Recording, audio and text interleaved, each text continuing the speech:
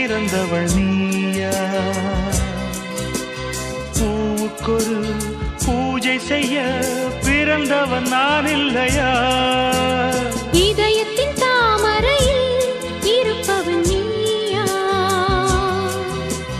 தாமரைக்குள் வீடு கட்டி தந்தவள் நான் இல்லையா? ஓடோடி வந்ததால் உள்மூச்சு வாங்குது. உன் மூச்சில் அல்லவா என் மூச்சும் உள்ளது. ஒன்றானது ஒரு காதல் தேவதை பூமியில் வந்தாள்.